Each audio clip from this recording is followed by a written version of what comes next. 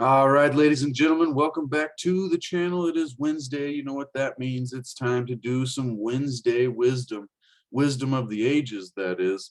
We're reading from Dr. Wayne W. Dyer's best-selling 60 Days to Enlightenment.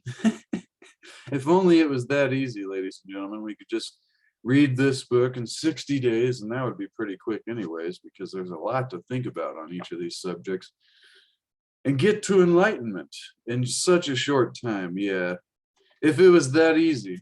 But we are here to continue the lifelong process that is a journey in seeking a higher quality of life, a higher quality of life, ladies and gentlemen, a life that we can like, a life that is full of more happiness, more joy, more fulfillment, more success, all the things that everybody wants in their lives. And, you know, it's one of those things that we don't seem to pursue. Even though we all want those things, we just kind of say, well, hopefully they'll come into our lives by accident, instead of taking the time to research the great wisdom of the ages that there is, ladies and gentlemen. Today's chapter is titled Fear and Risk-Taking by Wayne W. Dyer. And it's a poem, or a selection from a poem, from Alfred Lord Tennyson, an English poet who was appointed Poet Laureate, Laureate, in 1850. Alfred Lord Tennyson is considered highly representative of the Victorian age in England. And isn't it so interesting that a lot of this wisdom that comes to us from these poets and authors seems to be in the 19th century, between 1800 and 1899, ladies and gentlemen. Alfred Lord Tennyson living from 1809 to 1892. So, the title of this selection from this poem from Lord Tennyson is I Envy Not in Any Moods. So I have no idea where this is going to go, other than it's around the idea of fear and risk-taking, and Wayne Dyer always finds a way to bring it to a spiritual, philosophical life lesson that we can learn and we can go forward with in order to live a better life. Now, ladies and gentlemen, let's dive right into it. I envy not in any moods. I envy not in any moods the captive void of noble rage, the linnet born within the cage that never knew the summer woods. I envy not the beast that takes his license in the field of time, unfettered by the sense of crime, to whom a conscience never wakes. Nor what may count itself as blessed, the heart that never plighted troth, but stagnates in the weeds of sloth, nor any want begotten rest. I hold it true, whate'er befall, I feel it when I sorrow most. 'Tis better to have loved and lost than to never have loved at all. Fascinating. Alfred Lord Tennyson. That one kind of goes in many directions, ladies and gentlemen. Normally I'll give a little breakdown of what I thought that meant for me, but it's fascinating. It talks about, I envy not in any moods, noble rage, born within a cage, that never knew the summer woods. So maybe it's, you know, anger coming from a lack of time and peace in nature. So much, you know, being born within the cage. Envy not the beast that takes his license in the field of time, to whom a conscience never wakes. It's like going blindly. Nor what may count itself as blessed, nor any want begotten rest. Fascinating, ladies and gentlemen. And then there's that the most famous saying that I bet most of us know and have heard and never knew it came from this poem from Lord Tennyson. 'Tis better to have loved and lost than never to have loved at all. Fascinating. In the first two lines of that most famous saying is, I hold it true, whatever befall, I feel it when I sorrow most. That's really fascinating. Let's dive right into what Wayne Dyer has to say about this poem here, and fear and risk-taking. Alfred Tennyson was the chief representative of what is known as the age of Victorian poetry, yet no poet that I have ever read about could be called less Victorian. He was hopelessly addicted to tobacco and port. He was a wanderer, and he remained largely unsettled throughout his life. The poet Thomas Carlyle described him in a letter to Ralph Waldo Emerson as a man sultry and sad in an element of gloom. One of the finest looking men in the world, his voice is mightily loose, fit for a loud laughter, a piercing wail. From all that I have read of Alfred Tennyson, Wayne Dyer continues, he was a deeply passionate man who loved to take risks and was willing to take the consequences when his investments or his pursuits did not turn out as planned. In this selection, the poet sends us a message that is all too often ignored by those who live in fear of failing. And see, that's kind of what the last chapter was about last Wednesday. He tells us to go on in life as if failure were not a consideration and ignore our fears as we proceed. He does not envy the songbird who remains safely enclosed in a cage. Freedom is what he values. Despite the inherent risks, he does not envy those who, fearing the risks of partnership and marriage, choose the safety of non-commitment. The last four lines of this poem are among the most memorable and oft quoted in all of literature, yet they are also perhaps the most unheeded. I hold it true wherever befall, I feel it when I sorrow most. 'Tis better to have loved and lost than never loved at all. I second this notion, Wayne Dyer says, and remind you that Tennyson is not just writing about love relationships. He could just as easily have written, "'Tis better to have acted and fallen than to never have acted at all," ladies and gentlemen. That's fascinating. I just thought of myself doing these videos in the first place, because there was, and there still is, many times where I'm like, what's it all about? Who is it really reaching? But it's like, it's better to have acted and achieved some kind of result regardless, rather than never having acted at all, ladies and gentlemen. And Wayne Dyer continues, I suggest you consider a radical idea, that there is no such thing as failure. Yes, I'm glad he went here in this one, because this is one of those things that is really important to me and for everybody to understand, that there is no such thing as failure. All that you can do is learn and grow. Now, if you make a mistake, if you mess up and don't learn at all, that might be close to what some deem as failure. But I think that was also an attempt. It's another learning experience. Even in the attempt of failure, you learn from your experience. And so Wayne Dyer says, failing is just a judgment that we humans place on a given action. Rather than judgment, substitute this attitude. You cannot fail, you can only produce results, ladies and gentlemen. And that's important.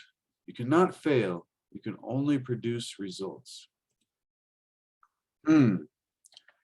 It's I didn't expect, it's about fear and risk taking, but for some reason I didn't expect to go this direction about the fear of taking action or taking risks in life, or maybe not even taking risks, just like going after what it is that you want to try, even if you have a feeling that you may not even make a impact, even if you think it's not going to be worth it. It's like sometimes the things that we try end up being much greater than we ever thought they could be.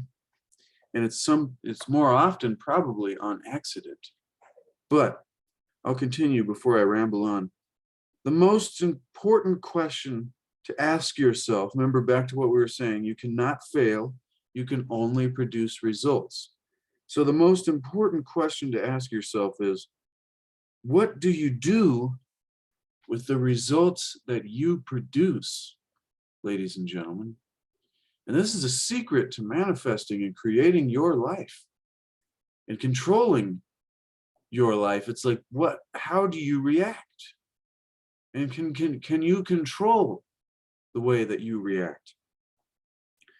And it's like you produce results, and then what do you do with the results that you produce in life? If you're producing terrible results and you're unhappy and unsatisfied and unfulfilled in your life, then what are you doing to change that process? What are you doing to achieve different results? And not even that, what are you doing with the results that you're getting? Are you, wallowing in are you using your present moments up to use them with negative thoughts about the results that you're getting? Or are you learning from the results that you're getting and using your present moments to move in a new direction? It's a tough subject because, so often when we're in a negative place in our lives, we don't want to hear, we want to hear that there's something outside of us that's responsible, that we're not the ones, that we don't have to do anything about it and something will just take care of it for us.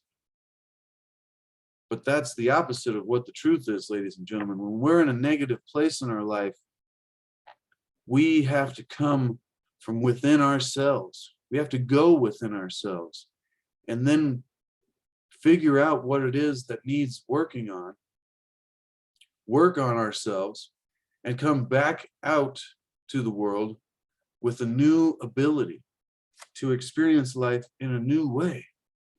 And, because when we give all the credit and all the power to something outside of ourselves and think that there's nothing that we can do about it, then we never make any steps to do anything about it ourselves. And we're just waiting on the world to save us. And the world is never going to save us, ladies and gentlemen. That's one of the greatest misconceptions, is that there is a savior out there and we just have to wait for it to come and help us all. Because the truest masters, including the one who is often talked about as a savior, said and taught that you are the one to make the real difference. You are your own savior. And it is up to each and every one of us. It's getting off topic and I'm rambling, but this is important to me and I hope it's important to you. It is up to each and every one of us to bring it from within ourselves out to the world and become the change that we want to see, become the savior that we are waiting for, because all of the great masters, including the savior, told us that we are the saviors of ourselves and of each other. And we must understand what is being taught here by Dr. Wayne Dyer and Alfred Lord Tennyson in this idea that you cannot fail. You only produce results, and what you do with those results is the most important thing. Suppose, for example, Wayne Dyer continues, that you want to learn to hit a baseball. So he brings it down to a real simple idea here. You want to learn to hit a baseball, ladies and gentlemen. And he jokes sometimes. There's these people out there, they have the C syndrome, and they take a basketball and they never shot before in their life, and they're like, all right, I'll give it a try, and they shoot a basketball and it misses way out, and they go, see, I told you, I just can't do it. And they're the kind of people that give up on the first try because they're not willing to learn from their results, and they just say, see, I'm messed up. That's how the way the world is. Or they find something to blame, hopefully not themselves, but usually, but the C syndrome, ladies and gentlemen, he tells it a lot better than I do. For example, Wayne Dyer continues, you want to learn to hit a baseball or to bake a cake. You step up to the plate and you dribble the ball off the bat after several misses, even using a tee, I'll add. You got something that props the ball up. So all you got to do is hit it off the prop there and you barely tap it. A few, after several misses. In the case of your baking, your cake comes out of the oven and collapses into a pile of crumbs before your eyes. In truth, now this is most important, most people think they have failed and begin to use their present moments with, misery and negativity. In truth, you have not failed. You have acted and have produced a result. Very simple. No judgment. Now, what do you do with the results you produce, ladies and gentlemen? This is one of those, I didn't know I was going here. This is why I'm always so fascinated with reading these chapters, is by halfway through, you had no idea where it was going to end up. And it's always one of these great life lessons. And so you have acted and you produced a result. Now, what do you do with the results you produce? Do you label yourself as a failure? Once again, using your present moments in a negative way. Announce that you are uncoordinated or untalented in the kitchen and mope about your genetic deficiencies? Or do you step back into the kitchen or step back up to the plate and think about what it was that might have caused you to produce the results that you did before? And usually it's just a lack of continued practice, continued effort, continued learning, patience, and harmony, and love, and flowing. All these wonderful things that we're learning about in the wisdom of the Tao and the wisdom of the ages, ladies and gentlemen. If you're getting value, leave me a comment and let me know that you are watching and that you enjoy this. I like to hear from people. I only get one comment every now and then from A1. Shout out to A1, whatever your name is. I appreciate it though. And so continuing here, it's like, do you step back into the kitchen or step back up to the plate and learn from the results that you have produced? This is what Tennyson is asking you to understand and apply in your life in all areas of pursuit, ladies and gentlemen. It's like in relationships, you have not failed if you have been through breakups or divorce court. You have produced a result. And that's normally the hardest one for most people. It is better to jump in and experience life than to stand on the sidelines fearing that something might go wrong. Consider for a moment what your very nature is like. As an infant, before you ever had any opportunity to be subjected to the conditioning, and that's important to realize, is we've been subjected to conditioning. And so after our blissful innocence was taken away from us at a young age, and then we were subjected to societal training, like, I'll get back to it before I ramble on here, subjected to conditioning that leads us away from risks for fear of failing or fear of looking silly, or we learn that people make reactions to things that we do in a negative way, so we stop doing them because of other people. Your nature was programmed to learn, simply learn how to walk. Think of that, how many times you had to fail. For a while you just lay down, and then your nature said sit. And you did, and then your nature commanded crawl, and you obeyed. Eventually your nature said stand up on 2 feet, balance yourself, and move from an upright position, and you listened. The first time you made an effort, you fell down and returned to crawling, but your nature wouldn't let you stay satisfied with crawling, and you ignored your fears and the results you had produced and stood up again, this time to a wobble and then another fall. eventually your nature won out and you walked upright. Imagine if you had succeeded in overcoming your natural programming. You would still be crawling on all fours and not know the advantages of an upright life. Imagine the infant, but with a grown-up's mind and, negativity and fear of failing. It's like, oh, I can't walk. I just fall over every time. It's impossible. I can't ever do this. And then you just give up, it's like, or you blame the floor. You blame something outside of you, like, oh, this carpet's too rough and I'll never learn how to walk. It's like young kids. I don't know. Ages are different when you learn to walk, but you know exactly what I'm talking about, ladies and gentlemen. When you're that young, you just don't have the ability to be negative to yourself about the things that you're trying to do. You're not, you may cry every now and then, but you're not neurotically telling yourself that it's just my genes and I'll never be able to be coordinated or, balanced or any of that. You just do it.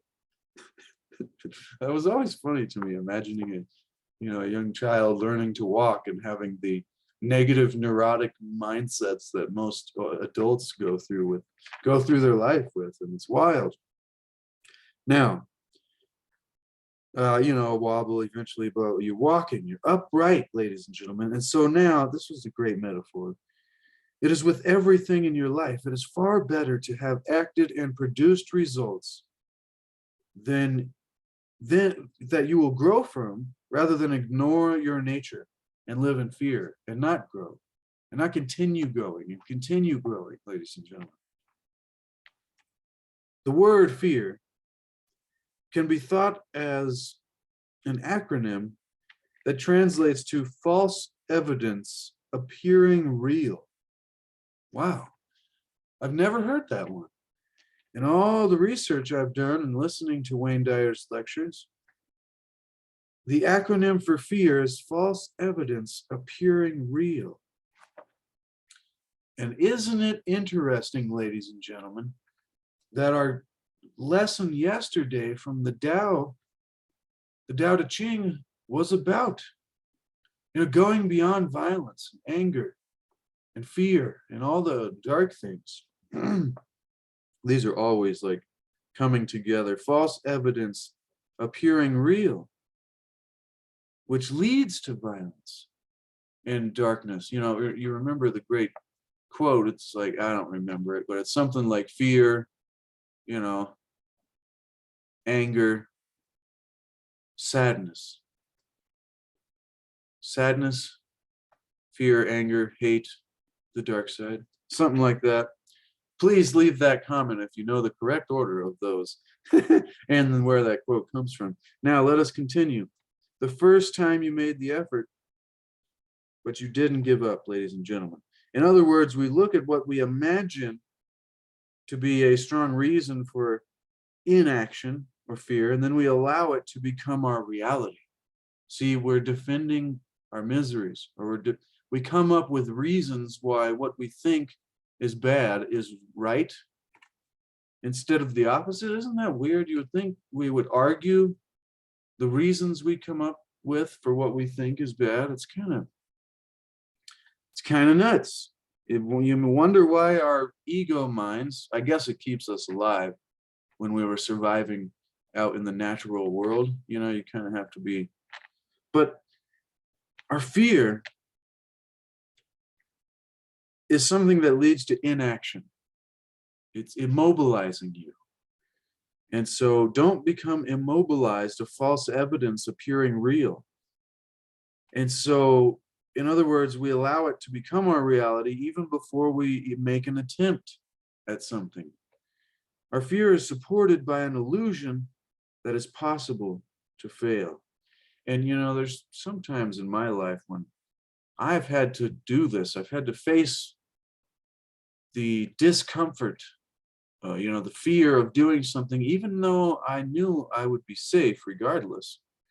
There was just a fear, like you didn't want to, you felt uncomfortable. And so often what I think to myself in those situations is just don't think, just do.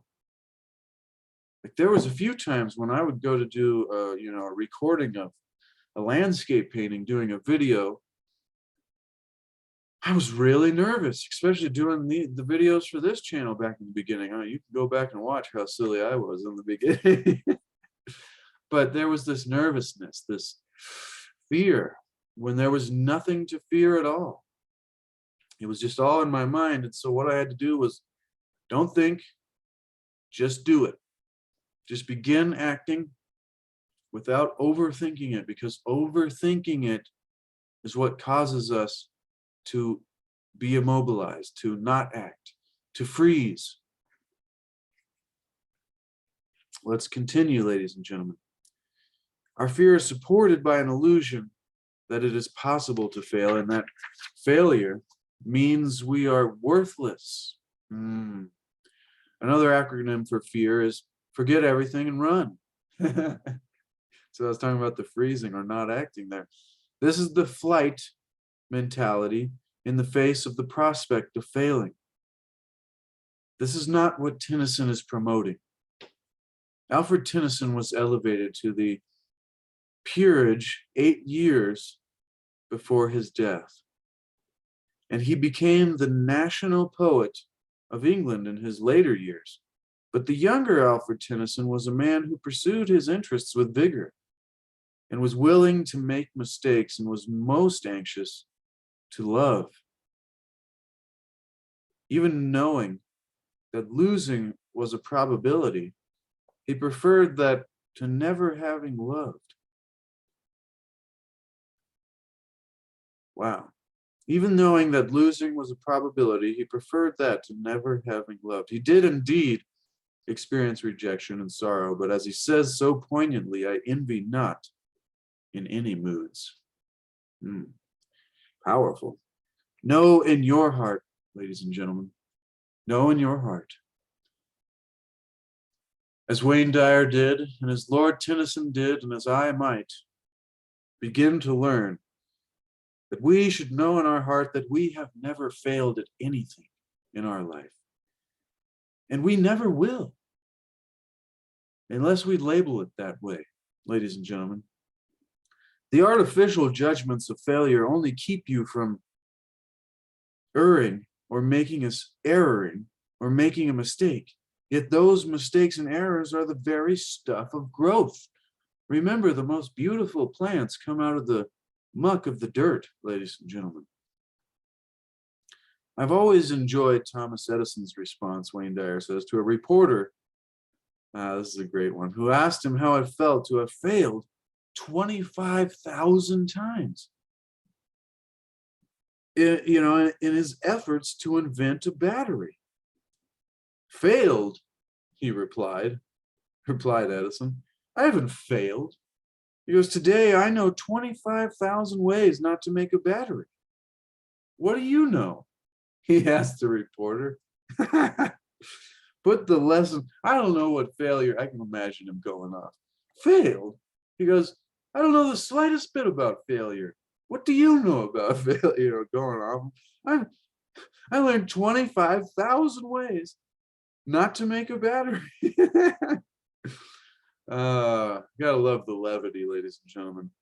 And the great thing, the reason why you should get this book for yourself and put it on your bookshelf, ladies and gentlemen. And if you don't have a bookshelf, start one today by expanding the description at the bottom of this video, clicking on the link for the book, and heading on over to Amazon and purchasing a copy for yourself, or support your local bookstore. And if they don't carry Wayne Dyer, tell them to order it and bring it in, because that's a real way to make a change, ladies and gentlemen. Put the lesson of Tennyson's classic poem to work in your life. And the reason you want to get this book is because at the end of every one of these chapters, and same with Living the Wisdom of the Tao, there's a way that we could practically apply the wisdom that is taught in each one of these brief, wonderful chapters, wonderful life lessons. We can put it practically to action in our life. And that's why you want this, so you can reference it later, ladies and gentlemen? What if all the internet and technology shuts down? You'll have a shelf full of wisdom of the ages, ladies and gentlemen. I always think about that. I'm like, I listen to a lot of podcasts and YouTube videos that have taught me a lot of things, even audiobooks and lectures by Wayne Dyer. But if all that's turned off one day and I have 10 years to sit around and suppose while the secret sits in the center and knows, it's another great quote, but while I rebuild the electrical system or whatever, and I know, that's talking about a lot crazier stuff. I'm not going to get into that. It's just a metaphor, ladies and gentlemen. I'll have a lot of wonderful material to take up my 10 times. And by the time they turn the system back on, I'll be an enlightened master. Or at least I'll know how to be blissfully at peace in the midst of any circumstances, ladies and gentlemen. And that's one of the things that I'm seeking after, trying to make the way. Number one, the way that we can put lessons of Tennyson's classic poem in this wonderful chapter from Wisdom of the Ages about fear and regrets and risk-taking. Number one is to refuse to ever use the term failure again about yourself or anyone else. Remind yourself that when things didn't go as planned, you didn't fail. You only produced a result. What is this one called again? Failure and risk-taking? Fear and risk-taking. The fear of failure is what we might title this video. Now, then, ask yourself this powerful, life-enhancing question. This is number two. What am I going to do with the results that I've produced? And proceed to act in such a way, oh, this is powerful, act in such a way to be grateful that you have the ability to see that you have produced results. Rather than judging your results as failure, be like, I'm so thankful that I see that I am not actually failing. I am producing results. Gratitude, ladies and gentlemen, gratefulness is the most powerful thing.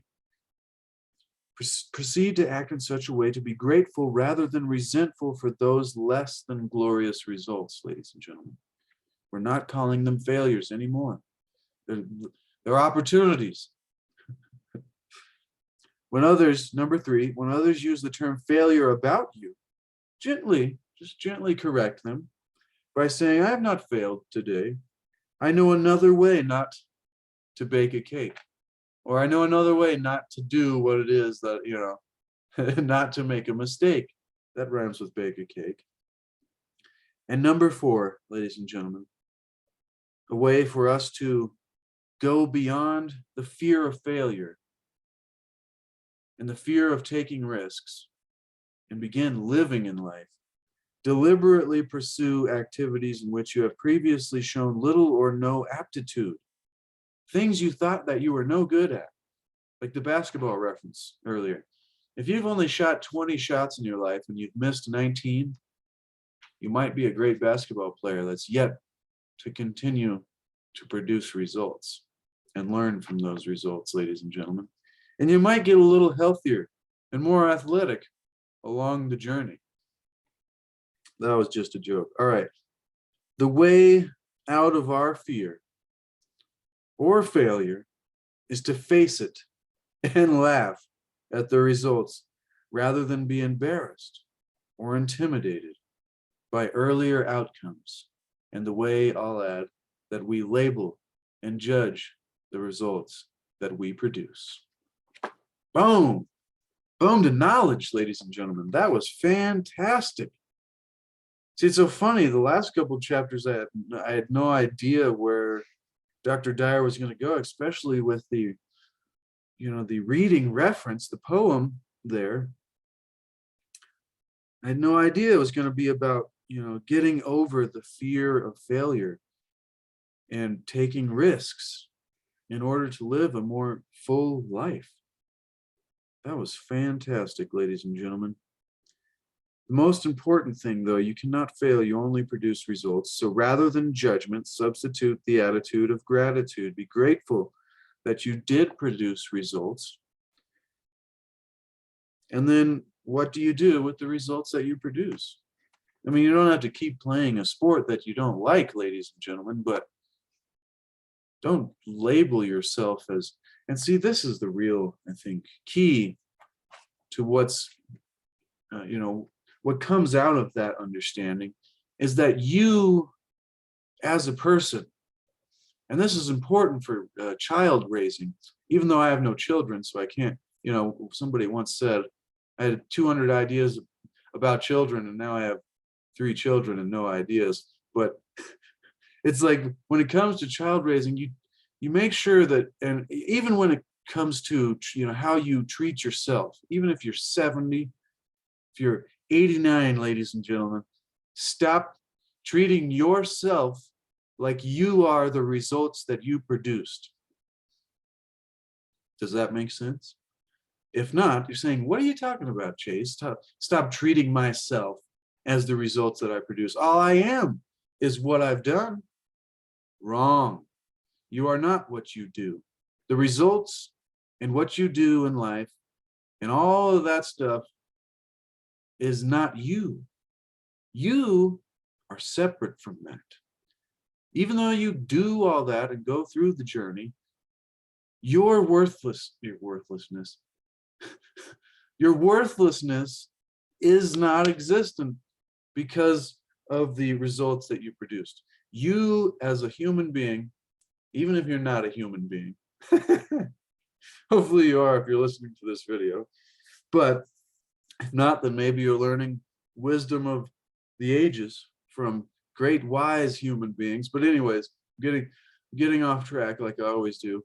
You are not the results that you produce. So often I'll go back to the metaphor for raising children. It's like your children do something silly, they do a bad action, and then you talk to them in the way that they are the action. So how could you be so messed up? How could you be so stupid? How could you be so, what is wrong with you? Is the way that we often frame it. And then the children get the concept that they are the one that's messed up, not their actions. See, I hope something clicked there for you. Hope you're picking up what we're putting down, ladies and gentlemen, because this is powerful, life-changing stuff. You are not the results that you produce. You are not the actions that you do. Although it is what you do with the results and what you learn from the actions that make you who you are.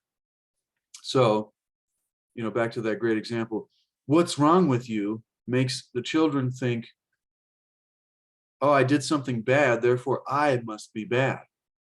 Instead of the teaching, oh, I did something bad, but I can be good and what I did was bad. I am not worthless. I am worthwhile, and I will learn not to do bad actions because I am not totally bad just because I've made bad choices. All of us make bad choices in life. Some of us worse choices than others, and some of us more often and more consecutive than others. But ladies and gentlemen, that doesn't mean that we are the choices we make in our life. Now that might sound kind of crazy because your life, unfolds in the way that you make choices, but still you are the operator. You're the driver. And so you can begin to switch at any moment. And in that understanding, you can become, if you're telling yourself you are the choices that you make in your life, then if you begin to make new choices, you become something else. But the real truth to that is you are whole, complete, perfect, harmonious, worthwhile. You're worthwhile, ladies and gentlemen, and you need to know that, and you need to feel it, regardless of the mistakes you've made in your past or the negative choices that you continue to make. You can still love yourself and know that you are great And then you can begin to produce different results. Learn from the results that you produce and begin to make new choices from a new perspective, because that's what we're here to do, ladies and gentlemen. To me, that's what enlightenment is.